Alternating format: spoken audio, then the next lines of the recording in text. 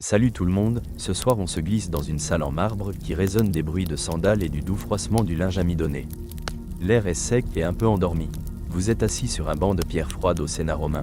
Oui, ce Sénat là même où des hommes puissants débattent de l'Empire, des impôts, et de qui avec c'est l'oncle de qui pendant les Saturnales. Autour de vous, la pièce bourdonne d'ennui déguisée en devoir solennel. Il y a de l'encens qui colle doucement au mur, mais ça ne cache pas cette odeur subtile de pieds oubliés et de figues trop mûres. La lumière du soleil qui passe par l'oculus ouvert au plafond glisse paresseusement sur le sol, comme si elle aussi voulait finir plus tôt sa journée. Vous sentez déjà venir le truc, vous ne survivrez pas à ça sans décrocher au moins 2 fois. Alors, avant de vous installer confortablement, prenez une seconde pour liker la vidéo et vous abonner, mais seulement si vous aimez vraiment ce que je fais ici. Et dites-moi, vous écoutez d'où, et il est quelle heure chez vous? Maintenant, baissez un peu la lumière, mettez un petit ventilateur pour le léger ronron de fond, et on se laisse porter ensemble dans ce voyage nocturne. Vous traînez jusqu'à la Curie Julia, sentant le poids de votre toge plus que d'habitude aujourd'hui. Sérieusement, pourquoi ils ont jamais pensé à mettre des poches là-dedans? Votre siège est dur, du marbre sans pitié, et pas assez large pour la position de fainéant luxueuse que vous espérez. Les sénateurs s'installent déjà, les lèche-bottes du matin qui veulent se faire voir, impliqués. Vous voyez le genre, le conférencier se lève. C'est Marcus de Subur, encore lui, et vous vous préparez au supplice.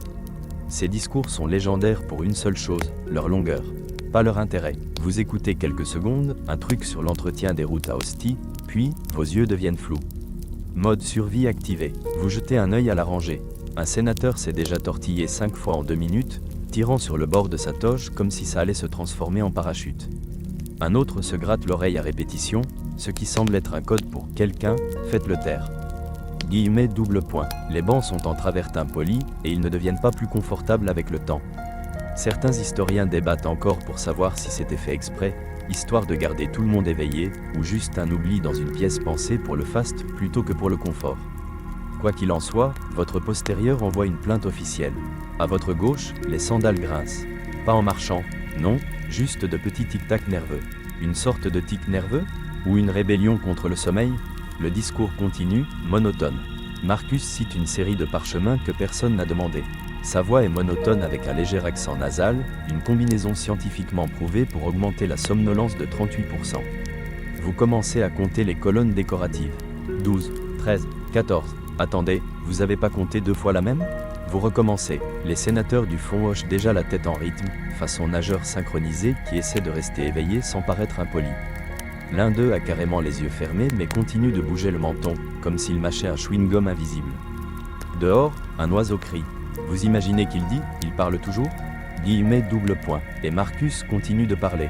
Vous remarquez que la pièce ne respire pas. L'architecture romaine était parfaite pour faire résonner les applaudissements tonitruants, mais pas pour les petits plaisirs comme l'oxygène frais. Peut-être pour ça que vous commencez à avoir la tête qui tourne. C'est fascinant, les historiens débattent encore pour savoir si assister à ces sessions était plus symbolique que pratique. Certains disent que les vraies décisions se prenaient ailleurs, autour de dîners privés ou dans des jardins avec du vin et des olives. Là, c'était juste le spectacle, une sorte d'ancêtre du « réunion » qui aurait pu être un email. Vous bougez les pieds et, sans faire exprès, vous donnez un coup à votre voisin. Il ne se retourne même pas, trop concentré à dérouler un parchemin, à l'envers. Vous respirez un coup, et vous sentez que l'encens est plus fort maintenant. Quelqu'un vient probablement d'entrer en portant 3 kilos d'huile d'oliban. Ou alors, le mur transpire le parfum.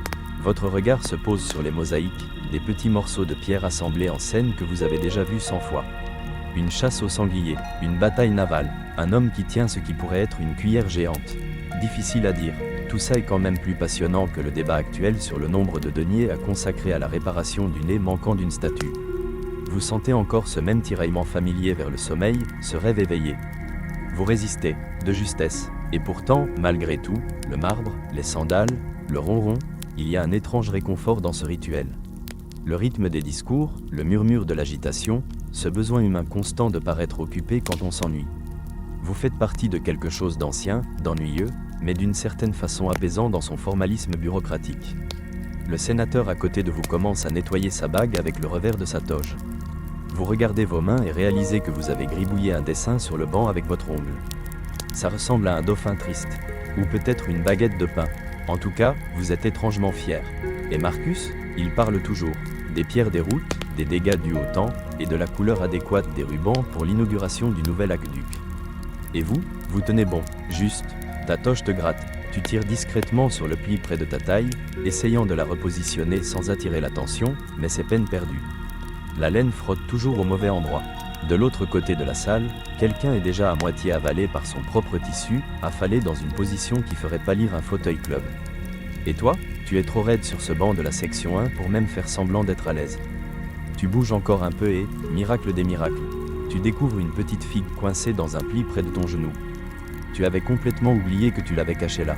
Elle est toute molle maintenant, sûrement à cause de la chaleur et de la pression de ta jambe, mais tu envisages quand même de la manger. Les sénateurs ne dédaignaient pas grignoter en douce, et toi, tu n'es pas contre les rejoindre. Tu vois, les toges n'étaient pas juste des symboles de statut, c'étaient des garde-manger ambulants. Certains sénateurs cachaient des fruits secs, des noix ou même du fromage à pâte molle au fond des plis. Tu regardes discrètement un homme plus âgé dans la rangée, qui pince délicatement une datte dans sa toge comme s'il ramassait un bout de poussière. Sa mâchoire bouge à peine. Professionnel, les historiens débattent encore pour savoir si grignoter pendant les séances était mal vu ou juste toléré. Aucune loi écrite n'interdit de picorer discrètement une prune pendant un débat. Peut-être que les dieux trouvaient ça acceptable, du moment qu'on ne croquait pas trop fort. Un cliquetis étouffé à 2 sièges à ta droite attire ton attention. Quelqu'un déroule une serviette en lin avec une sorte de révérence cérémoniale. Dedans, 3 olives et un petit bout de gâteau au miel. Tu sais ça parce que l'homme à côté de toi se penche, pas du tout subtilement, pour regarder, probablement en train de calculer un échange. Tu résistes à l'envie de lui demander un bout. Le orateur, Marcus, toujours là, parle maintenant des colonnes du temple. Tu as complètement perdu le fil. Un truc sur les fientes d'oiseaux et le marbre sacré. Ton estomac grogne doucement, répondant à la figue écrasée contre ton tibia. Pour te distraire, tu commences à plier ta serviette. Lentement, avec un soin exagéré. Le lin est épais, un modèle de luxe, pas le tien, probablement chapardé lors d'un banquet. Tu plies un coin, puis un autre, et sans t'en rendre compte, tu as fabriqué une sorte de pyramide. Pas impressionnant, pas fonctionnel, mais satisfaisant. Quelqu'un remarque, un homme en face de toi, Lucius, tu crois, lève un sourcil et commence à plier sa propre serviette. Le sénateur à côté de lui voit le mouvement et, comme une rangée de dominos, le jeu silencieux du pliage de serviette commence. Ça se propage, un bref moment de coordination silencieuse, tête baissée, l'un qui flotte. Personne ne parle, c'est comme un accord tacite, si on doit subir ce discours, au moins on va s'exprimer en oiseau triangulaire et scarabées abstraits en serviette. Un sénateur près du fond crée ce qu'on ne peut qualifier que de crevette en laine. Tu retiens un rire, à peine. C'est ça, plus que tout, la manière dont les sénateurs romains passaient le temps. Ils n'écoutaient pas seulement, ils enduraient, ils inventaient des micro-jeux, des distractions rituelles, de la thérapie anti-ennui à la toge. Tu resserres tes manches et réfléchis à la prochaine forme à donner à ta serviette. Un dauphin? Trop ambitieux. Peut-être encore une pyramide, mais cette fois, avec du style. Mais soudain, Marcus fait une pause. Les têtes se lèvent, un souffle collectif. Serait-ce enfin? Non, il ajuste son parchemin, s'éclaircit la gorge avec emphase, et pivote, maintenant sur les cargaisons de céréales en provenance de Sicile. Le pliage de serviette reprend, intensifié par la déception. Tu penches légèrement la tête et remarques autre chose. Une petite bourse, à peine visible, attachée au cordon de la ceinture d'un sénateur. Ça teinte doucement, tu supposes des noix confites, ou des dés, ou les deux, ce n'est pas que de la nourriture. Ces types étaient aussi préparés que des étudiants modernes planquant des encas et des gadgets dans une longue conférence. De minuscules distractions cachées dans des plis respectables. Un sénateur, jeune, manifestement encore novice en art de la survie à l'ennui, fait tomber une figue. Elle heurte le sol en pierre avec un léger « ploc ». Les regards se tournent, ils restent figés, quelqu'un tousse ostensiblement, la figue est dégagée sous un banc d'un coup de sandale rapide. L'étiquette au Sénat était un drôle de mélange entre performance et rébellion passive. Tu ne pouvais pas sortir en claquant la porte. Tu ne pouvais pas crier, c'est trop nul. Mais tu pouvais mâcher discrètement. Tu pouvais cacher des snacks. Tu pouvais faire semblant d'être intéressé tout en planifiant ton déjeuner. Et c'est exactement ce que tu fais. Tu penses aux étals de nourriture près du Tibre, ceux avec le pain plat frais et cette sauce sucrée à la moutarde de poisson qui te chatouille le nez. Tu baves presque, mais à la place, tu plonges la main dans ta toge et récupères la figue toute molle. Elle est un peu chaude, un peu bizarre, mais tu la manges quand même. Ça a le goût du sommeil et de la patience. Tu mâches lentement, avec révérence. C'est ta petite rébellion. Un murmure passe. Quelqu'un parle d'une boulangerie secrète qui vient d'ouvrir près de l'Aventin. Tu le notes pour plus tard. Les sénateurs sont peut-être des maîtres du débat, mais ils sont encore meilleurs pour repérer les desserts. Une autre longue pause dans le discours. Un artifice rhétorique, ou juste Marcus qui reprend son souffle? Les historiens débattent encore pour savoir si ces pauses étaient calculées ou de véritables trous de mémoire. Quoi qu'il en soit, tu profites de l'occasion pour réajuster ta toge. Le tissu se froisse bizarrement autour de ta hanche. Tu fouilles, trouves quelque chose de pointu. Un cure-dent? Non, un os de poulet. Tu ne te souviens pas avoir mangé du poulet. Tu le balances sous le banc sans aucun remords. Cet endroit est pratiquement un musée du grignotage secret. Et pendant que Marcus s'égare dans une autre métaphore fiscale à propos des pressoirs à olives, tu t'installes dans un rythme somnolent. Plier, mâcher, bouger, regarder, recommencer. Autour de toi, les bêtes de serviettes deviennent de plus en plus étranges. Un sénateur devant a réussi à faire ce qui ressemble à une oie, ou peut-être un canard. Quelqu'un d'autre a fabriqué ce qui pourrait être un serpent ou une sandale. À ce stade, plus personne ne s'en soucie. C'est l'esprit qui compte. Et toi, tu te penches en arrière, satisfait de ton tas froissé de lin et de ta figue écrasée. Tu as survécu encore 10 minutes. Peut-être 20. Il te reste des heures à tenir. Tu étends subtilement tes jambes, aussi subtilement qu'on peut le faire quand on est enveloppé dans plusieurs couches de laine irritante, coincé sur un banc étroit en marbre, entouré de collègues qui ont tous perfectionné l'art de faire semblant d'écouter. Contre toute attente, Marcus parle toujours. Il compare maintenant la réforme fiscale à la construction d'un temple, ce qui, il faut bien lui reconnaître, est au moins original. Tu clignes lentement des yeux et laisses ton regard vagabonder. Il te faut quelque chose, n'importe quoi, pour rester éveillé. C'est là que tu le vois, de faibles gravures dans la pierre sous ton siège. Pas des décorations, pas des inscriptions officielles. Ce sont des griffonnages, des lignes, des boucles, de minuscules formes d'animaux, dessinées distraitement, probablement lors du millier de discours d'un sénateur précédent sur l'entretien des égouts. Tu plisses les yeux et te déplaces pour mieux voir. Il y a une forme grossière de poisson, ce qui ressemble à un croissant de lune, et peut-être, juste peut-être, une caricature de quelqu'un avec un nez et des yeux exagérés. Tu jettes un coup d'œil au sénateur à ta gauche. Même nez. Coïncidence? Ou une ancienne pique? Il s'avère que les sénateurs romains étaient aussi agités que toi, aussi humains. Les graffitis n'étaient pas réservés aux murs des tavernes et aux termes publics. Ils s'infiltraient aussi dans les lieux sacrés du pouvoir, mais de façon plus discrète. Les historiens débattent encore pour savoir si ces gravures étaient une forme de protestation ou simplement des griffonnages d'ennui. Quoi qu'il en soit, elles sont là, silencieuses, rébellion figée dans la pierre. Tu tapes doucement ta sandale sur le sol, puis glisses ta main sur le banc. Encore des gravures, une ligne en boucle qui ressemble à un escargot stylisé, peut-être un premier dessin du blason d'une famille de sénateurs, ou simplement quelqu'un de passionné par les mollusques. Près du bord du banc, un dessin audacieux, deux bonshommes bâtons, l'un avec une toge ridiculement grande, l'autre tenant un parchemin comme une épée. Une petite inscription en latin grossier dessous, Fabius parle comme la pluie, constante, froide et sans fin. Guillemets double point, tu ris presque à voix haute. C'est exactement l'impression que te fait Marcus en ce moment, une bruine éternelle de mots. Tu regardes derrière toi, faisant semblant de te gratter le cou, et surprends un autre sénateur qui trace distraitement son doigt sur une rainure du banc. Ses lèvres esquissent un sourire. Il a trouvé quelque chose d'amusant. Probablement une autre caricature politique accidentelle. Les bancs de marbre sont devenus des carnets anciens, remplis des soupirs silencieux de siècles. Certaines gravures sont simples, formes, animaux, initiales. D'autres montrent un niveau de détail surprenant. Tu repères un lion à la crinière hachurée. À côté, un âne avec ce qui ressemble à un parchemin attaché sur son dos. Un commentaire politique? Ou une tentative précoce de satire? Les sénateurs avaient du temps. Beaucoup, et sans smartphone, sans fidget spinner, sans possibilité de fuir sans paraître impoli, leur seul outil était leur stylet, ou, souvent, juste une bague ou un ongle. L'art naissait, par ennui, oui, mais aussi par besoin. Tu commences à tracer ta propre petite marque, rien de grand, rien d'ambitieux. Juste une ligne ondulée qui pourrait devenir un lézard, ou une feuille, ou une anguille confuse, tu n'es pas sûr. C'est agréable de faire quelque chose qui ne consiste pas à feindre un intérêt pour les tarifs du marbre. Plus loin, quelqu'un tousse bruyamment. Tu relèves la tête, surpris. Marcus s'essouffle, il a dit, enfin, mais personne ne le croit. Tu t'es déjà fait avoir. Et pendant que tu écoutes à moitié sa 5e métaphore de conclusion, ta main glisse de nouveau vers la pierre, ajoutant un autre petit trait.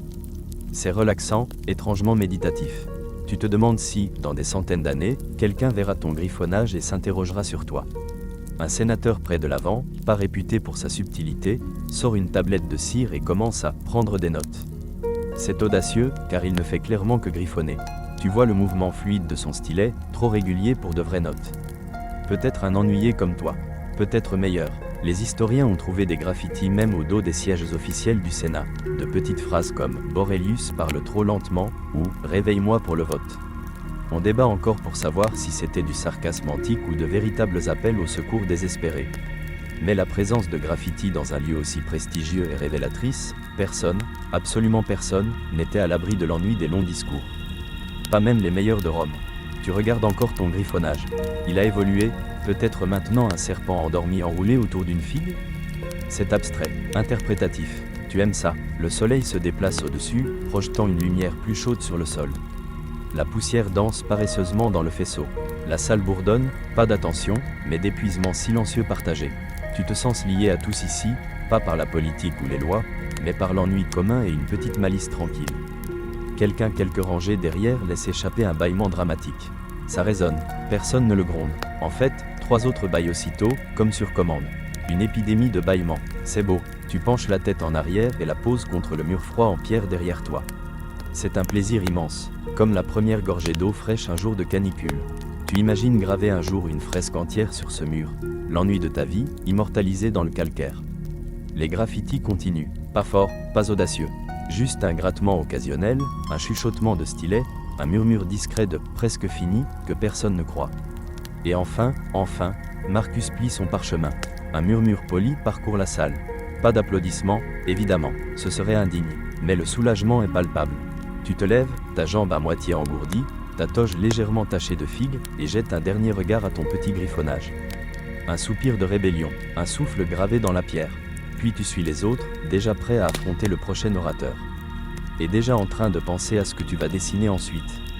Tu avances en traînant les pieds dans l'allée courbée en marbre, tes sandales chuchotant contre la pierre, quand une bouffée d'air frais te frappe, un courant d'air qui vient de la colonnade extérieure. Pendant un instant, tu songes à sortir, faire semblant de nouer ta sandale, puis juste continuer ta route, peut-être disparaître dans une cour tranquille et fixer un figuier jusqu'à ce que ta volonté de vivre revienne. Mais non, tu es sénateur, il y a des attentes, il y a un protocole. Et puis, si tu pars maintenant, tu manqueras la meilleure partie, le balai des sièges. Alors que le prochain orateur, Decimus, pauvre âme, s'avance avec son parchemin, une migration subtile commence. Les sénateurs se déplacent un peu vers la gauche, la droite, plus près de l'ombre, plus loin de l'écho, peut-être près d'un ami connu pour faire entrer du vin déguisé en vinaigre dilué. Tu choisis ton prochain banc avec soin. C'est l'équivalent de choisir une place dans un cours universitaire où le professeur ne prend pas l'appel. Tu te retrouves à côté d'un homme que tu as croisé une douzaine de fois sans jamais lui parler. Il te fait un signe de tête. Tu lui rends, puis vous regardez tous deux le pupitre central, soupirez intérieurement, et reprenez la vieille tradition de survivre par la proximité. Cette section de siège, elle est un peu mieux. Le marbre est fissuré, juste assez pour que ton postérieur puisse s'y accrocher. Tu n'es pas fier de combien ça te réjouit. Le placement au Sénat n'était pas aléatoire.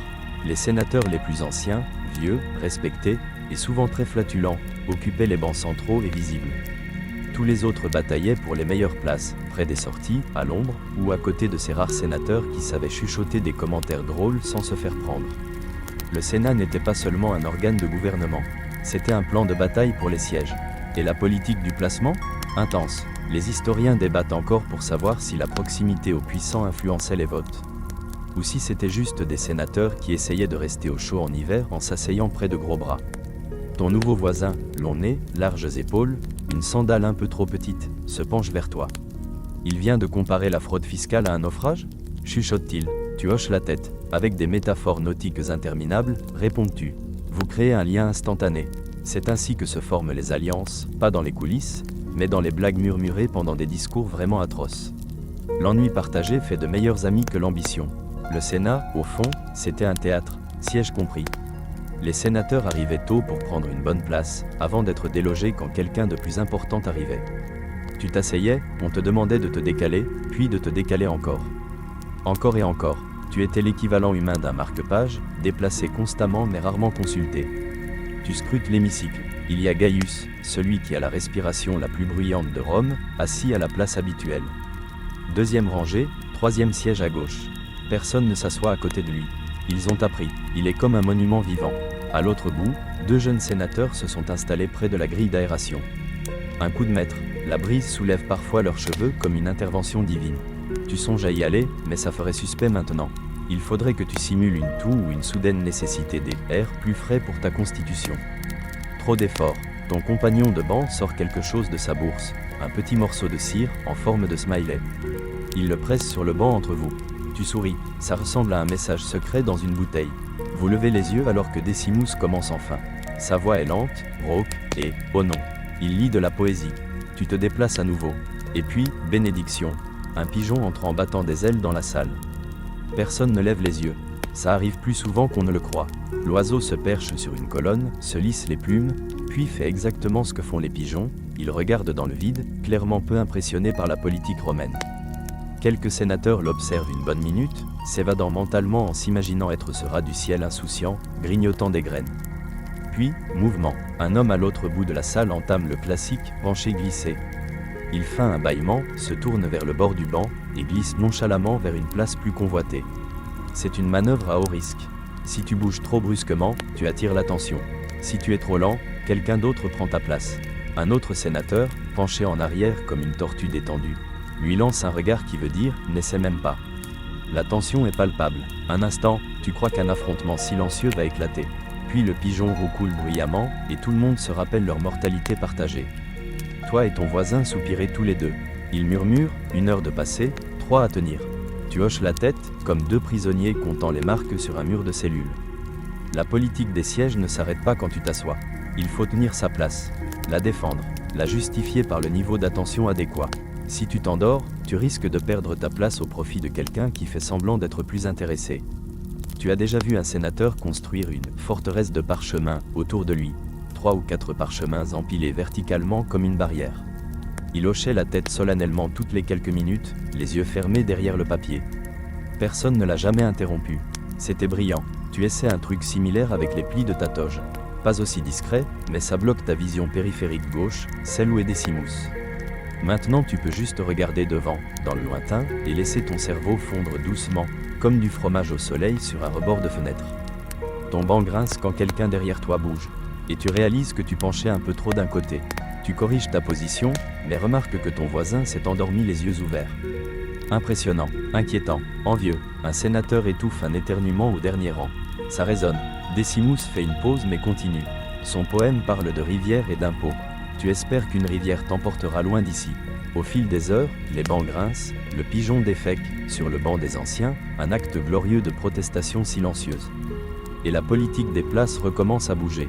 Quelqu'un part, quelqu'un arrive, quelqu'un reprend une vieille place comme un général de retour. Et à travers tout cela, tu restes perché sur ta dalle fissurée, ta toge froissée, les genoux raides, l'esprit entre sommeil et satire. Toutes les batailles ne se livrent pas à l'épée. Certaines se jouent avec des fesses qui glissent et des soupirs patients. Ton genou commence à murmurer des menaces. Une petite douleur qui pulse au rythme du discours monotone de Décimus. C'est ce genre d'inconfort qui te fait te demander si ce banc de marbre n'a pas été conçu par quelqu'un qui détestait les sénateurs, peut-être un sculpteur qui a déjà dû subir un débat de trop sur le prix du blé. Pourtant, tu restes, en partie par devoir, surtout par inertie, mais aussi parce que quelque chose est en train de se passer. C'est subtil au début, tu le remarques dans la façon dont les sénateurs autour de toi bougent. Pas le remuement habituel, nerveux, mais un mouvement synchronisé, comme des oiseaux qui s'alignent avant un long voyage. Tu regardes ton voisin de banc. Il est déjà en train de sortir quelque chose de sous sa tunique. Un jeu, pas un jeu officiel, évidemment. Rome ne tolérerait jamais une telle légèreté dans son théâtre politique sacré. Mais c'est ça la beauté de la chose. Ces petits jeux, conçus pour rester secrets et pour survivre, se transmettent de sénateur en sénateur comme des héritages familiaux. Celui-ci s'appelle Tessera Tactica, ou tactique des jetons. Il utilise des seaux de cire, des bouts de parchemin et tout ce que le sénateur peut raisonnablement transporter. Le but ? Déjouer ses adversaires par des échanges discrets et des gestes de la main silencieux, tout en faisant semblant d'écouter l'orateur. Tu ajustes ta posture. Prêt, ton voisin te glisse un petit galet de cire aplati. Tu réponds avec une feuille de figuier pliée, restée de ton déjeuner. L'échange est fluide. La partie commence. Dans ce match, vous êtes 3 joueurs dans l'arc de banc proche. Toi, ton voisin, manifestement un vétéran, et un homme maigre 2 rangs derrière, qui a déjà arrangé son parchemin en une plateforme pour signaux de la main protégée. Ses doigts bougent comme s'il jouait d'une harpe de la tromperie. Les règles sont vagues, tacites, et changent souvent en cours de partie. Les historiens débattent encore pour savoir si ces jeux viennent de simulations stratégiques réelles ou s'ils ont été inventés par des sénateurs trop malins pour rester assis 4 heures d'affilée. Probablement un peu des deux. Tu fais semblant de t'intéresser à la 4e métaphore fluviale de Décimus pendant que ton voisin te lance une queue de raisin dans le giron. C'est un jeton de défi. Tu réponds en posant la feuille de figuier à l'envers. Une riposte classique. Ce n'est pas un jeu de hasard. C'est un jeu de finesse. Tu regardes le sénateur de l'autre côté de l'allée, celui connu pour inventer ses propres règles. Il est déjà venu avec un dé en ivoire sculpté, prétendant que c'était un conseil divin guidant ses votes. Il a perdu 9 parties ce jour-là. Divin ou pas, ses tactiques étaient mauvaises. Pendant ce temps, Décimus marque une pause dramatique, te laissant le temps d'analyser le plateau, ce qu'il en est. Une bague à côté d'une sandale. Une marque rayée dans la pierre qui pourrait être un glyphe intentionnel. Tu te penches en avant, fais semblant de t'étirer tout en repositionnant discrètement ton galet de cire près d'une lanière de sandale. Ton voisin hausse un sourcil. Contre-jeu reconnu, il faut faire attention. Trop s'impliquer, et quelqu'un pourrait remarquer. La semaine dernière, un jeune sénateur a été surpris en plein échange et a dû faire semblant de montrer un dessin de Jupiter à son voisin. La punition ? 2 discours supplémentaires à écouter en guise de pénitence. Brutal. Quelqu'un tousse derrière toi. Un signal codé. Probablement l'annonce d'un changement de règle. Ton voisin sourit. Il tape une fois sur le banc, 2 fois sur sa sandale, puis glisse subtilement un pétale de laurier entre ses doigts. Ah, maintenant c'est une manche de Paris. Tu proposes une petite boucle en bronze. Vieille, terne, mais en forme de poisson, assez voyante pour être considérée comme précieuse, assez usée pour sembler modeste. Il accepte d'un signe de tête sec. Si tu gagnes cette manche, tu auras un morceau de ses dattes confites plus tard. Sinon, bon, tu perds déjà un peu l'ouïe à force d'entendre Décimus. Qu'est-ce qu'un peu plus de souffrance ? La partie continue. Autour de toi, les sénateurs sont plongés dans leur propre tournoi silencieux, des jeux dans le jeu. Certains jouent au Sénat carré, une variante du morpion avec des noyaux d'olive et des points d'encre. D'autres pratiquent des jeux de mots discrets, comme « Trouve la fausseté » où tu marques des points en cataloguant mentalement les absurdités rhétoriques en temps réel. Quelqu'un derrière toi renifle doucement. Il a sans doute surpris Décimus utiliser le Nil de la malhonnêteté pour la 2e fois. Double point. Et pourtant, malgré le secret, il y a une étrange camaraderie dans ce chaos caché. Vous êtes tous prisonniers du même monument de marbre, trouvant une chaleur humaine dans les murs froids par la rébellion partagée. Même les gardes savent, ils observent depuis les marges, les yeux techniquement vigilants. Mais tu en as vu un ou deux faire un petit signe presque imperceptible de la tête pour indiquer un mouvement illégal. Tu baisses les yeux, ton voisin a replacé la feuille de figuier sur ta sandale, enroulée comme un point d'interrogation. C'est le dernier coup, tu contrerais par un long soupir et en repositionnant ta boucle de bronze à côté de ton petit galet de cire. Victoire. Il hoche la tête, concédant. Un geste silencieux, digne. Tu hausses un sourcil, et il fouille dans la poche de sa toge pour sortir 2 petites dattes. Une pour toi, une pour lui. La victoire est douce, littéralement. Certains historiens pensent que ces jeux secrets du Sénat étaient en réalité des prototypes précoces de loisirs romains plus formalisés. D'autres soutiennent qu'ils n'étaient que des distractions inoffensives. Mais au moins un fragment de parchemin poussiéreux relate un sénateur se vantant d'avoir le meilleur score de la salle, ce qui suggère que la compétition était bien réelle. Tu mâches pensivement, sentant le sucre réveiller juste assez ton cerveau pour supporter l'argument final de Décimus. Qui, heureusement, vient de commencer. Ton voisin se penche. Même jeu la semaine prochaine ? Murmure-t-il. Tu hoches la tête. Apporte les amandes confites cette fois. Guillemets double point. Juste au moment où Décimus prononce sa dernière phrase. Quelque chose à propos de rivière, de statue pleurante et de discipline fiscale. Tu lances une queue de raisin vers le sénateur de l'autre côté de l'allée. Elle rebondit sur son parchemin. Il lève les yeux, sourit, et te renvoie la balle. L'orateur termine. La salle offre un silence poli. Et derrière ce silence, des jeux joués, des alliances testées, de petites rébellions gagnées. Les jeux sont terminés, pour l'instant. Décimus s'incline, le parchemin tremblant légèrement dans sa main. Que ce soit de passion ou d'épuisement, tu ne le sauras jamais. Il descend, et un murmure bas parcourt la chambre comme le vent dans les hautes herbes, l'exhalation collective des sénateurs feignant d'avoir accroché à chaque mot. Tu t'étires discrètement, reconnaissant pour cette pause. Tes genoux craquent, un bruit plus dramatique que n'importe quelle partie de la prestation de Décimus. La suivante, Lucilla, l'une des rares oratrices féminines à qui l'on accorde occasionnellement la parole au Sénat. Pas en tant que sénatrice elle-même, bien sûr, Rome n'était pas encore si progressiste, mais comme invitée spéciale pour plaider au nom de son domaine familial. Elle se tient maintenant au pied de la chambre, mains jointes, menton haut. Sa voix est claire. directe, étonnamment captivante. Et toi, tu t'affales un peu, non pas parce qu'elle est ennuyeuse, loin de là, mais parce que cette phase suivante de la journée est celle où les choses se compliquent, où il faut prêter attention non pas au discours, mais aux réactions. Le sujet de Lucilla, la réforme agraire en Campanie. Du passionnant, si tu aimes les figues, les limites de propriété et les querelles juridiques autour des droits d'irrigation. Ce qui, à en juger par le clignement au ralenti d'un sénateur qui vient de durer 10 secondes entières, ne passionne pas vraiment la majorité. Mais le vrai jeu maintenant ? Se surveiller les uns les autres. Tu jettes un coup d'œil à ta droite.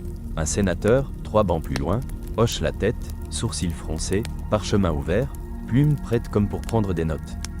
Bien sûr, il dessine des oiseaux. Tu le sais parce que tu as vu ces oiseaux.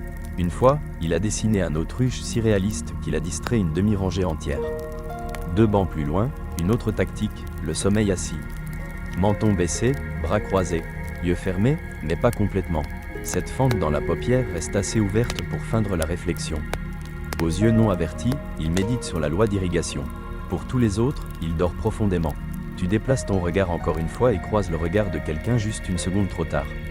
Ah, contact visuel. Vous vous figez tous les deux, pris dans ce drôle de limbe social qu'est l'ennui partagé. Faut-il hocher la tête, sourire, faire comme si rien ne s'était passé ?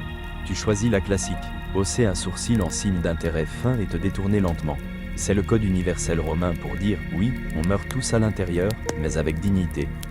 Guillemets double point. La voix de Lucilla résonne doucement maintenant, ses mots rebondissant sur la pierre jusque sous les poutres. Tu réalises qu'elle vient de faire un argument très convaincant sur les tarifs de l'olive. Mais pour le moment, ce n'est pas pour les olives que tu es là. Tu es là pour le spectacle. Au Sénat, chaque réaction est un signal. Un hochement de tête peut signifier un soutien ou un bluff calculé. Un gribouillage sur un parchemin peut être des notes ou une liste de courses. Les historiens débattent encore pour savoir si ces théâtralités non verbales avaient un réel impact politique ou si c'était juste un camouflage social dans un océan infini de discours. Tu aperçois un visage familier près de l'arc-arrière, le sénateur Claudius, connu pour son approche théâtrale. Alors que Lucilla hausse la voix pour insister, il serre sa toge contre sa poitrine et murmure quelque chose à son voisin, les yeux grands ouverts d'un choc fin. Il n'est pas choqué, il cultive juste le drame. Les expressions de Claudius sont légendaires. Une fois, lors d'un débat budgétaire, il a fait un évanouissement, s'effondrant doucement sur les genoux d'un autre sénateur. Cela lui a valu 2 semaines de chuchotement, un ego froissé et un contrat lucratif sur le blé. Tu admires l'engagement. Un nouveau bruit glisse dans la chambre, doux, régulier, répétitif. Un ronflement. Tu scrutes les bancs. Là-bas, derrière la colonne de gauche. Un sénateur tient son parchemin droit comme un éventail, la tête inclinée juste assez pour que le rythme monotone de son nez devienne un métronome. Lucilla marque une courte pause, et tu imagines qu'elle hésite à lui lancer une grappe de raisin. Tu ne peux pas lui en vouloir. Tu souris en te repositionnant sur ton banc très peu ergonomique. Lucilla continue sans être dérangée, ses arguments bien structurés et passionnés. Mais le public, une marée tourbillonnante d'hommes à moitié attentifs, affamés et légèrement désabusés. Puis, quelque chose d'étrange. Tu vois 2 sénateurs, côte à côte, engagés dans un rituel de claquements silencieux. Pas un vrai applaudissement, bien sûr, juste de légers tapotements des doigts contre la paume. Presque imperceptibles, leur façon de montrer leur approbation sans faire de bruit. Ce n'est pas de la moquerie, c'est de la stratégie. Tu te penches, curieux. Les tapotements s'intensifient légèrement, 3 coups, puis pause. C'est un code, tu comprends, il coordonne une réponse de vote. Si la pétition de Lucilla arrive devant le consulat, il prépare un bloc de vote. Ce n'est plus une question d'olive, mais de quelle famille prendra le contrôle d'une lucrative route commerciale. Ton regard revient à Lucilla. Elle le sait, bien sûr. Elle ne s'adresse pas à toute la chambre, elle cible des visages précis. Elle ajuste légèrement son ton quand elle s'adresse à Gaius, baisse sa voix pour Marcus, adoucit son inflexion pour les sénateurs juniors au fond. C'est comme regarder un musicien jouer plusieurs instruments sans jamais perdre le rythme. Tu te sens te détendre dans ce flot. Pas vraiment somnolent, mais certainement un peu flou sur les bords. Ce genre de ballet politique a son propre rythme étrange, et tu commences à comprendre comment les sénateurs pouvaient passer la moitié de leur vie dans cette chambre résonnante sans devenir complètement fous. Enfin, presque, alors que Lucilla commence ses remarques finales, quelque chose à propos des fermes ancestrales et de la dignité romaine, un petit oiseau se pose sur le rebord de la fenêtre derrière elle. Pas un pigeon cette fois, un moineau. Il incline la tête comme pour écouter, puis commence à picorer la pierre. La chambre l'ignore, mais toi, tu regardes. Parce que, d'une certaine façon, ce moineau semble être la seule autre créature ici qui ne fait pas semblant. Il existe simplement, il picore, il respire. De temps en temps, il ébouriffe ses plumes. Tu l'envies profondément. Lucilla termine par un signe de tête et recule. La chambre la reconnaît par un froissement à moitié sincère de sandales et quelques murmures polis. Claudius essuie une larme feinte d'un œil. Un autre sénateur lui offre une figue. Et comme ça, c'est fini. Le prochain orateur prépare son parchemin. Une autre voix, une autre heure. Tu ajustes ta toge, soupires intérieurement et regardes ton voisin. On recommence une partie de Tessera ? Murmure-t-il. Tu souris faiblement. Pas encore. Tu veux savourer ce bref moment d'immobilité, où le seul son est celui d'un moineau picorant la pierre, et le bruissement collectif des sénateurs qui font semblant d'avoir suivi tout le temps. Le moineau s'envole. Tu le regardes disparaître par la haute arche de la fenêtre, un éclair soudain de liberté contre le ciel pâle de Rome. Et tout à coup, l'air à l'intérieur de la curie paraît de nouveau plus lourd, moins un espace qu'une bouilloire qui chauffe lentement, pleine de vapeurs soporifiques et de pensées à peine formées. Le sénateur suivant déroule déjà son parchemin. Tu n'as pas saisi son nom. Probablement un Gaius. Il y a toujours 3 Gaius à l'ordre du jour. Celui-ci est plus âgé. Sa voix, un grondement rauque et grave, porte cette cadence romaine familière, autoritaire, trop répétée, et juste assez nasale pour dessécher ton cerveau de l'intérieur. Il commence par une méditation philosophique sur l'âme des infrastructures, et tu sais, instantanément, que tu vas en avoir pour longtemps. Ton corps répond en conséquence, ta colonne vertébrale se ramollit, ta mâchoire se relâche subtilement, et tes paupières amorcent la première d'une longue série de chutes discrètes. Tu es en territoire de sieste, mais pas de vraie sieste. Personne n'oserait s'endormir franchement, pas dans une enceinte où une réputation peut être ruinée par un seul ronflement. Ce dans quoi tu entres, c'est un espace liminal, quelque chose que les sénateurs ont secrètement maîtrisé au fil des générations. La micro-sieste, tout commence par le regard. Tu choisis un point fixe, comme le bout ébréché du pied d'une statue ou le coin effiloché d'une toge. Quelque chose d'immobile, quelque chose sur lequel tes yeux peuvent se poser sans éveiller de soupçon. Puis, la respiration, peu profonde, rythmée, juste sous le contrôle conscient. Assez pour rester ancré, pas assez pour rester pleinement éveillé. Tu te laisses dériver, et dans ce brouillard, le Sénat se transforme. Gaius débite un discours sur l'entretien des aqueducs, mais sa voix est maintenant lointaine, juste une couche supplémentaire de bruit d'ambiance, mêlée au doux bruissement des parchemins. Au tous étouffé des bancs arrière, et au cliquetis lointain d'un garde qui déplace sa lance dehors. Ça devient une sorte de musique, pas excitante, pas mélodique, mais persistante, apaisante dans sa prévisibilité. Tu n'es pas vraiment endormi, juste, en attente. Un sénateur à ta gauche ouvre lentement un parchemin, puis le pose sur ses genoux. Ses yeux restent fermés. Tu te demandes s'il rêve de Sicile ou s'il imagine simplement le déjeuner. 2 rangs derrière, quelqu'un fait tomber un stylet. Il résonne doucement, provoquant une vague d'attention. Les yeux s'ouvrent brièvement, puis se referment. Personne ne se baisse pour le ramasser. Le stylet est mort pour nous maintenant. Il y a du réconfort dans cette somnolence partagée. Une forme de confiance tacite. Ici, tout le monde sait que rester éveillé est facultatif, mais paraître éveillé est obligatoire. Les historiens débattent encore pour savoir si ces micro-siestes rendaient les sénateurs plus alertes quand il le fallait ou si elles créaient simplement une classe de somnambules très fonctionnelle. Quoi qu'il en soit, ce balai endormi est aussi romain que les toges et les regards des approbateurs. Tes pensées commencent à vagabonder. Pas de vrais rêves, mais des éclairs. Tu marches dans un verger. Les arbres débordent d'oliviers. Quelque part au loin, quelqu'un discute des taux d'imposition, mais c'est étouffé par le vent. Une oie passe en se dandinant, un sceau sénatorial pendu autour du cou. Tu clignes des yeux, toujours dans la chambre. Gaius cite maintenant Cicéron. Bien sûr qu'il le fait. Chaque sénateur croit qu'en citant Cicéron, son argument devient inattaquable.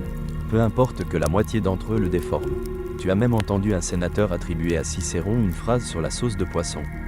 Personne ne l'a corrigé. Tu bouges légèrement, et ton voisin fait de même. C'est une danse délicate. Bouger trop, et tu risques de grincer sur le banc ou de heurter le parchemin de quelqu'un. Mais ces petits mouvements, rotation de cheville, baisse d'épaule, lente flexion du cou, sont des outils de survie. Un sénateur éternue, pas fort, mais avec une certaine théâtralité. Une tentative désespérée d'attirer l'attention des dieux, ou au moins de raviver sa propre concentration. Un rire étouffé s'échappe de tes lèvres avant que tu ne puisses l'arrêter. Ton voisin esquisse un sourire en coin. Encore éveillé, techniquement, Gaius continue. Il décrit maintenant un futur hypothétique où les routes de Rome seraient plus lisses que le dos d'un dauphin. Tu te demandes brièvement s'il a déjà vu un dauphin. Tu en doutes. Il te semble plutôt du genre « écrase des olives à main nue pour le plaisir ». Mais il a de l'endurance, il faut lui reconnaître ça. 40 minutes passées, et l'homme n'a pas pris plus de 2 secondes pour respirer. C'est impressionnant. Pas agréable, mais impressionnant, comme regarder quelqu'un jongler avec 5 figues les yeux bandés. Tu ne veux pas le voir, mais tu ne peux nier la compétence. Et puis, miracle des miracles, il trébuche. Pas physiquement, à l'oral, un mot raté, un léger bégaiement. Le parchemin glisse de ses mains et roule sur 2 pas avant de s'arrêter contre le socle du pupitre. La chambre se raidit. Gaius se penche pour le ramasser, marmonnant des excuses. Et soudain, tout le monde est alerte. Pas par respect, par pur instinct. La bévue a brisé la transe. Les micro-siestes se dissolvent. Les yeux s'ouvrent. Les parchemins se redressent. C'est comme si quelqu'un avait sonné une cloche dans une grange pleine d'animaux endormis. Tu le ressens aussi, ce coup étrange de vigilance qui arrive seulement quand ton cerveau est resté trop longtemps au ralenti. Gaius reprend, embarrassé mais déterminé. Il recommence, cette fois de mémoire, les yeux qui lancent des éclairs comme pour défier quiconque de douter de lui. Mais l'instant est passé, les sénateurs en ont fini. Ils font semblant maintenant, comme avant, mais c'est différent. Le voile a été percé. L'illusion d'attention s'est fissurée et chacun compte juste les minutes. Tu regardes la lumière filtrer à travers les hautes fenêtres. Tu ne peux pas dire l'heure exacte, mais tu la sens. Ce changement subtil dans la lumière. La lente avancée vers l'après-midi. Le déjeuner est encore loin, mais plus proche qu'avant. Tu presses doucement tes doigts contre tes tempes, feignant de réfléchir à un point complexe d'infrastructure, tout en appuyant secrètement un point de pression pour repousser le sommeil qui te guette. Ton voisin bâille, audiblement. Audacieux. Quelqu'un rit doucement. Gaius ne remarque rien. Il est perdu dans une mer de métaphores maintenant. Comparant la réparation des routes à la vertu morale, les fuites d'aqueduc à l'érosion du devoir civique. Un sénateur de l'autre côté murmure, fait que ça s'arrête dans son parchemin. Tu es d'accord, en silence. Mais tu restes, parce que c'est le Sénat. Et ici, l'ennui n'est pas un bug, c'est une fonction. Un test d'endurance, un rite de passage. Et quand Gaius, enfin, s'arrête, la voix rauque, la sueur perlant sous sa couronne de laurier, tu applaudirais presque. Pas parce que c'était bon, mais parce que c'est fini. Le silence qui suit est délicieux. Tu t'assieds avec lui, et tu attends, la prochaine voix. Le silence, épais et pesant, flotte dans l'air comme de l'encens, doux, fragile, presque sacré. Personne n'ose le troubler trop vite. Après le marathon verbal que tu viens de subir, le corps collectif du Sénat semble pousser un soupir synchronisé. Les robes bougent, des gorges se raclent, des articulations se craquent discrètement. Même les pigeons dehors paraissent plus calmes, comme s'ils respectaient un bref cessez-le-feu dans la guerre contre la durée d'attention. Tu te penches en arrière. Pas trop, juste assez pour libérer doucement tes côtes, pour laisser ta colonne s'étirer comme un vieux parchemin qui se déroule. C'est la sensation la plus luxueuse que tu aies ressentie de toute la matinée. Voici ce que tu appelles affectueusement le calme. Le calme n'est pas une partie officielle du programme. C'est simplement ce qui arrive naturellement après qu'un orateur ait vidé l'âme même de la chambre avec une métaphore aqueducienne de 45 minutes. C'est le moment où même les sénateurs les plus avides de pouvoir admettent, silencieusement, qu'eux aussi sont des mortels incapables de supporter une seule parole de plus sur l'éthique civique du flux d'eau. Alors, pour l'instant, il y a une pause. Une douce et belle accalmie. Quelques scribes saisissent l'occasion pour tremper leurs plumes dans l'encre. Pas pour écrire quelque chose d'urgent, mais surtout parce que cela leur donne quelque chose à faire. Ça les fait paraître actifs, déterminés, éveillés. Tu aperçois un jeune sénateur, probablement fraîchement nommé, qui tripote son ruban de parchemin. Il le noue, le défait, le retient en un nœud papillon, puis en ce qui ressemble à une petite figue. Tu as envie d'applaudir. Il invente soit de l'origami, soit il crie à l'aide à la manière la plus romaine possible. Un frémissement subtil commence parmi les sénateurs plus âgés. Le bruissement des parchemins. Tu reconnais ce son, le froissement lent du parchemin alors que les sénateurs font semblant de se préparer pour le prochain orateur, mais en réalité ils déroulent d'anciens discours pour paraître importants. Et puis il y a toi, assis tranquillement, observant. C'est l'un de tes moments préférés de la journée, pas parce qu'il est intéressant, mais parce qu'il est honnête. Plus personne ne fait semblant. Pour cette brève fenêtre, même le théâtre politique fait une pause. Les sénateurs redeviennent juste des hommes. Un type étire son pied suffisamment pour piquer le dos du sénateur devant lui. Le sénateur piqué se retourne en fronçant les sourcils, mais tu aperçois le micro-sourire qui suit. Une blague privée, recyclée pour la 1000e fois. Derrière toi, quelqu'un murmure un limerick à voix basse. Tu n'arrives pas à saisir tous les mots, mais ça parle d'une chèvre, d'une toge, et de ce qui ressemble à un désastre de plomberie. Délicieux. Les historiens débattent encore pour savoir si ces moments entre deux, ces rituels spontanés d'ennui et de camaraderie, avaient une signification au-delà de passer le temps.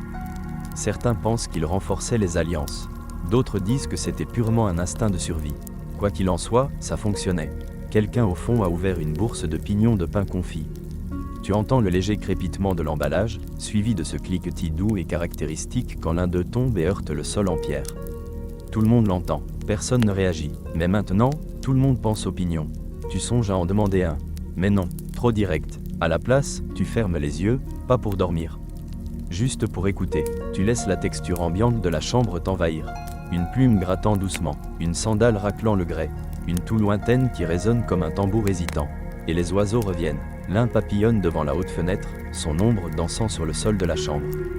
Un autre se pose un instant sur le rebord avant de s'envoler à nouveau. Tu te demandes ce qu'ils pensent de tout ça. Les oiseaux ressentent-ils jamais l'ennui? Ou est-ce un luxe purement humain? Tu es presque détendu, presque, quand la paix ambiante se brise. Une voix, père conscrit, je me lève aujourd'hui non pour me plaindre, mais par souci. Double point. Oh non, pas lui, le sénateur Fadius, grand, alarmant de zèle, connu pour ses discours citoyens inquiets, qui finissent toujours en soliloque à toute vitesse sur tout, des permis de mime de rue à la qualité déclinante des mosaïques.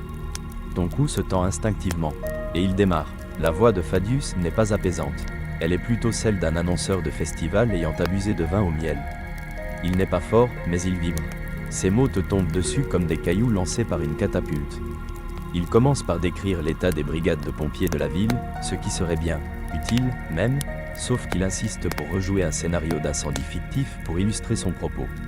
Avec effet sonore, tu jettes un coup d'œil à ton voisin et le vois articuler « nous au ralenti ».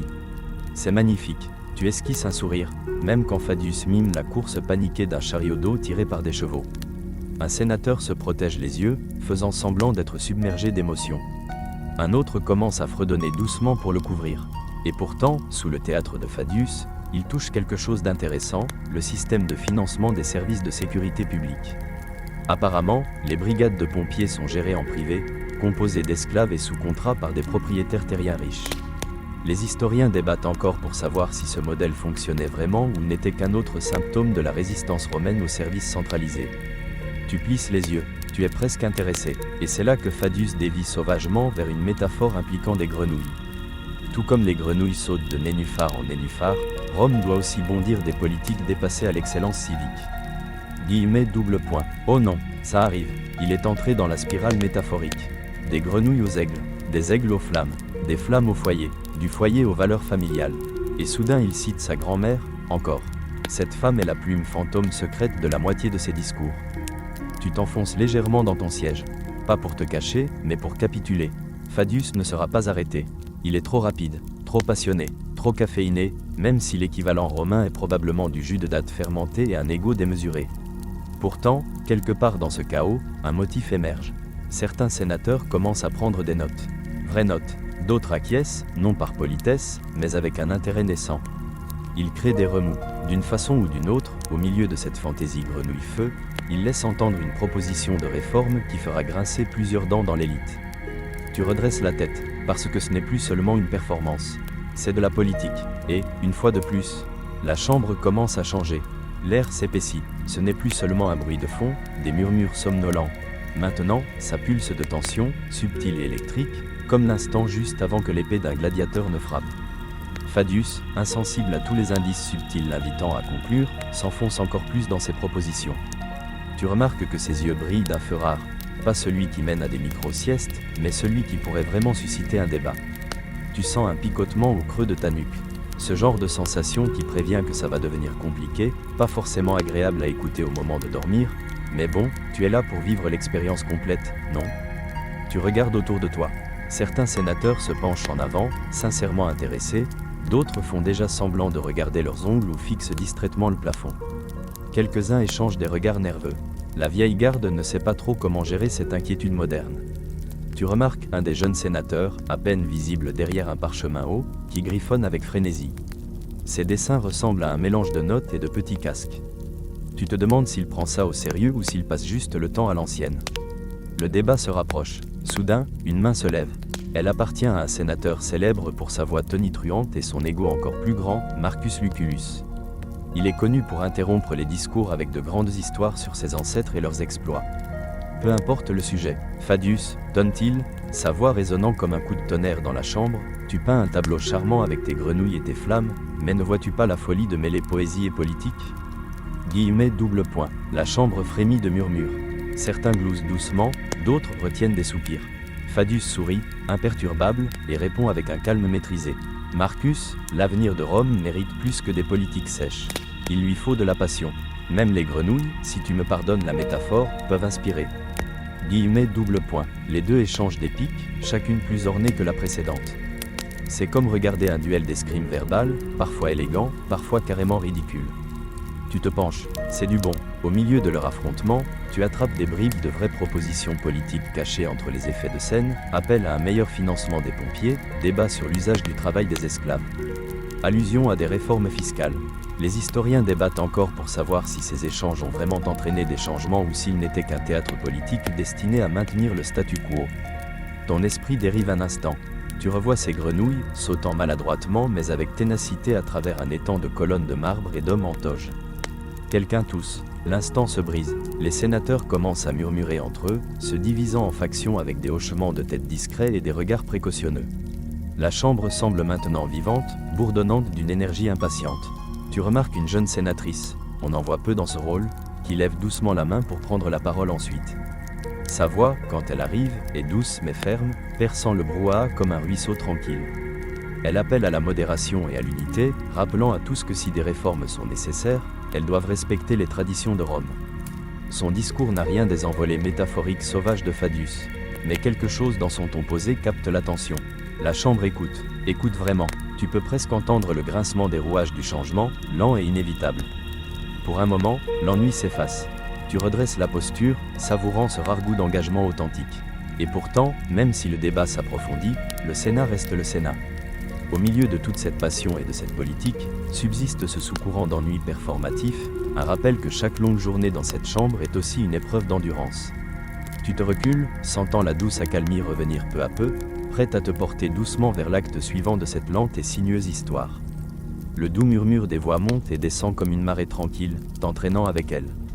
La chaleur initiale du débat se refroidit juste assez pour laisser le voile confortable se réinstaller, mais pas tout à fait jusqu'à ce fugace état de micro-sommeil que tu connais si bien. Le prochain orateur se lève, un sénateur avec la gravité d'une statue de marbre, mais la voix d'un homme qui vient d'avaler une chèvre. Il s'éclaircit la gorge, un bruit maladroit, entre un hoquet et une petite toux. Puis commence à lire un parchemin si ancien que ses bords sont presque translucides. Tu prêtes attention, seulement parce que ce sujet est un classique, l'approvisionnement et la distribution du blé. Ah, le dilemme éternel du pain et des jeux. Un sujet si ennuyeux que même les Romains anciens en plaisantaient comme d'un remède contre l'insomnie. La voix du sénateur s'égare dans des détails sur les cargaisons de blé en provenance de Sicile, les taxes imposées aux agriculteurs. Et les complexités du système de l'annone, le réseau d'approvisionnement alimentaire de Rome.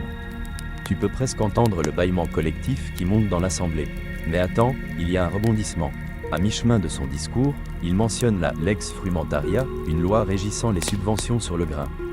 Les historiens débattent encore pour savoir si cette loi aidait réellement les pauvres ou si elle ne servait qu'à maintenir le contrôle politique en gardant les masses suffisamment nourries pour qu'elles restent silencieuses.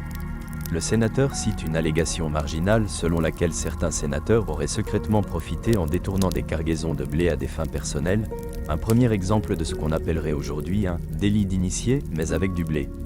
Tu imagines les aristocrates en toge glissant des sacs de grains sous leur manteau, souriant timidement en essayant de ne pas renverser un seul grain.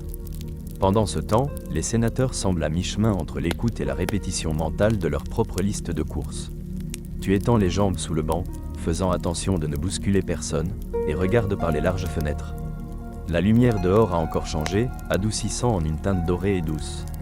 Fin d'après-midi, tes yeux se posent sur une petite colonne de marbre, où une faible gravure de couronne de laurier capte les rayons du soleil. Tu imagines l'artisan antique qui a sculpté cette couronne des siècles plus tôt, probablement mortellement ennuyé, fredonnant un air faussement juste. Un léger bruissement près de toi. Un sénateur sort un tissu plié et l'applique sur son front. Tu peux presque sentir un subtil parfum d'huile d'olive mêlé à la sueur et à une trace très légère de quelque chose d'herbacé, peut-être de la lavande, parfum prisé par l'élite romaine pour masquer les odeurs moins agréables. Ce petit détail sensoriel t'apporte un étrange réconfort, l'uniformité de l'expérience humaine à travers les millénaires. Le désir de se sentir frais, le besoin de soulagement au milieu de la formalité sans fin. Et juste au moment où tu commences à dériver, un bruit soudain et inattendu brise ta somnolence, un éternuement fort. L'éternueur est un sénateur corpulent, qui est resté remarquablement silencieux toute la matinée. Son éternuement explosif résonne dans la chambre comme un coup de tonnerre soudain. Plusieurs têtes se tournent. Quelques sourires percent les masques officiels. L'éternuement brise le sortilège. Tu ressens un sursaut, comme si on t'avait légèrement secoué pour te réveiller. C'est l'un de ces rares moments où tu réalises que même les rituels les plus rigides ne peuvent contenir l'imprévisibilité du corps humain. Tu ris doucement, mais garde la voix basse. Mieux vaut ne pas attirer l'attention. Quelqu'un près du fond murmure, à tes souhaits, et le doux bourdonnement de la chambre reprend. Le discours continue, et tu te surprends à être étonnamment captivé. Les détails secs des cargaisons de blé se parent de touches d'histoires humaines, paysans, marchands, familles affamées, apportant une chaleur inattendue à une politique autrement terne. Tu comprends que c'est là le génie subtil des discours sénatoriaux romains, sous la surface ennuyeuse, il y a un pouls de vie. Parfois faible, parfois fort, mais toujours présent si on veut bien voir. Tes paupières papillonnent, mais restent ouvertes. Dehors, une brise fraîche agite les lourds rideaux. Tu la respires profondément. La chambre, les sénateurs, la lente marche de la politique, tout se mêle en un long et lent rythme. Un rythme qui, malgré lui, t'emporte doucement vers le sommeil, tout en te maintenant assez éveillé pour saisir la phrase suivante, la métaphore suivante, le prochain moment de folie humaine. Tu te replonges dans cette lente danse de l'endurance. Et tu attends. Les murmures dans la chambre s'estompent peu à peu pour devenir un doux murmure de fond, tandis qu'un autre sénateur se lève, sa voix adoptant un ton plus doux, plus posé. Tu ressens immédiatement le changement. Il ne s'agit plus de politique ou de discours enflammés, mais de quelque chose de plus calme, plus méditatif. Il parle des rituels subtils qui lient l'élite romaine. Il évoque le convivium, le banquet. Comment les sénateurs passaient souvent leur temps non seulement à débattre, mais aussi à participer à des dîners élaborés, riches en nourriture, en vin, en conversation. L'idée que ces repas sociaux étaient aussi chargés politiquement que les débats eux-mêmes. Tu imagines la lumière vacillante des bougies, le tintement des coupes, le lent tourbillon du vin dans des verres délicats. Les rires feutrés mêlés au bruit des couverts. Les sénateurs allongés sur des coussins, se nourrissant mutuellement d'olives, échangeant des plaisanteries sans doute trop subtiles pour le commun des mortels. Les historiens débattent encore pour savoir si ces banquets servaient de véritables forums politiques ou n'étaient que des distractions destinées à adoucir les arêtes tranchantes du pouvoir. Puis vient l'anecdote insolite, tu apprends que certains sénateurs s'amusaient à jouer à des jeux de devinettes étranges avec leur nourriture. Par exemple, un passe-temps populaire consistait à bander les yeux d'un invité et à lui faire goûter des bouchées mystérieuses, le défi étant d'identifier des épices ou ingrédients exotiques. Une forme de torture sensorielle déguisée en divertissement. Tu souris à l'idée d'un sénateur buriné grimaçant en tentant de reconnaître des loirs écrasés ou une sauce de poisson fermentée. La voix du sénateur continue, décrivant les sons ambiants de ces banquets, le murmure feutré des conversations, les éclats de rire occasionnels, le doux frémissement d'une lyre quelque part au fond. Tu l'entends presque toi-même. Ton esprit vagabonde vers la salle où tu es assis. Elle est maintenant silencieuse, mais tu sens qu'au-delà de ce calme se cache une vie cachée, le courant sous-jacent de la connexion humaine qui anime tous ces rituels. Tu ressens le poids du temps, un pouls lent et régulier, comme le battement de cœur sous la vaste surface de marbre de Rome. Un subtil parfum de romarin flotte dans l'air, léger mais bien distinct. Quelqu'un a apporté des herbes dans la salle, peut-être pour masquer la fatigue ou simplement par habitude. Tu remarques un jeune sénateur tapoter doucement un motif rythmique sur la pierre avec ses doigts. Presque comme un métronome marquant le temps des heures qui passent lentement. Tu réponds par un léger tapotement, à peine perceptible. C'est un petit jeu, mais ça aide. Soudain, un éclat de rire retentit de l'autre côté de la salle. Inattendu, une rupture dans la monotonie. Un sénateur vient de raconter une vieille blague impliquant un sénateur, un esclave, et une oie plutôt perplexe. Tu souris, conscient que même dans ce monde d'infinie formalité, des moments d'humour authentique éclatent comme des fleurs sauvages dans un jardin romain. Lorsque le rire s'estompe, la conversation reprend, plus douce, plus réfléchie. Tu attrapes des fragments de débats philosophiques, questions sur la vertu, le devoir et la vie idéale. Tu penses à ces hommes antiques, pris entre les exigences du pouvoir et la lassitude des procédures, qui trouvaient des moyens de garder leur esprit vif et leur âme vivante.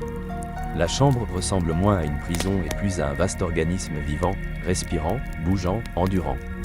Et toi, assis tranquillement en son sein, tu es une petite partie de cette danse sans fin. Le poids du sommeil revient, plus doux cette fois, comme un manteau léger posé sur tes épaules. Tu fermes les yeux un instant, savourant la paix. Mais juste avant de t'endormir, un léger murmure te frôle. Quelqu'un cite une phrase de Cicéron sur la nature fugace du pouvoir et le rythme éternel de la République. C'est une note parfaite sur laquelle s'attarder. Et sur cela, tu t'abandonnes plus profondément au lent et apaisant bourdonnement de la longue et lente marche de l'histoire. Tu te réveilles lentement de cette brève rêverie, le bourdonnement de la chambre du Sénat s'installant autour de toi comme un doux brouillard. Les voix se sont apaisées en un murmure léger, comme des vagues lointaines caressant le rivage, et pendant un instant, tu te laisses dériver dans l'intemporalité de tout cela. Le sénateur suivant se lève, un homme connu pour son esprit sec et son goût pour citer les poètes antiques aux moments les plus inattendus. Il commence par décrire l'architecture même de la maison du Sénat. Les bancs en marbre courbé, les colonnes imposantes et le toit ouvert qui laisse passer le ciel toujours changeant. Tu imagines le jeu de la lumière du soleil sur la pierre polie, les ombres qui glissent au gré des nuages paresseux au-dessus. Le son du vent qui s'insinue à travers les espaces ouverts, portant avec lui le léger parfum des oliveraies et des étals de marchés lointains. Il raconte comment les sénateurs passaient parfois les longues heures à observer le monde naturel, une sorte de passe-temps ambiant. À la manière des gens modernes qui regardent le feu danser ou la pluie tomber contre une fenêtre. Tu vois ces hommes, drapés dans leurs toges, leurs visages marqués par les épreuves de la politique et du pouvoir, contemplant en silence une feuille qui tournoie dans la brise ou un moineau sautillant sur le sol de marbre. Les historiens débattent encore pour savoir si ces moments d'observation silencieuse étaient simplement de l'ennui ou quelque chose de plus proche de la méditation. Une forme ancienne de pleine conscience née des discours interminables. Puis vient un détail curieux, certains sénateurs auraient conservé de petites collections de curiosités, minuscules coquillages, fragments de verre colorés, voire des plumes rares, qu'ils tournaient distraitement entre leurs doigts pendant les séances, pour garder la concentration ou repousser le sommeil. Tu souris à l'image mentale d'un sénateur roulant délicatement une plume bleu vif entre le pouce et l'index pendant qu'un collègue s'égare en discours sur les tarifs. Dehors, l'atmosphère dans la chambre change subtilement. Tu entends un léger cliquetis, le tintement d'un bracelet de bronze ou le doux son d'une bourse. Quelques sénateurs bougent sur leur siège, s'enfonçant davantage dans le lampeau de l'après-midi. Un sénateur, sentant le poids du temps peser sur lui, brise le silence en fredonnant doucement une mélodie, quelque chose de simple, répétitif, comme une berceuse transmise de génération en génération.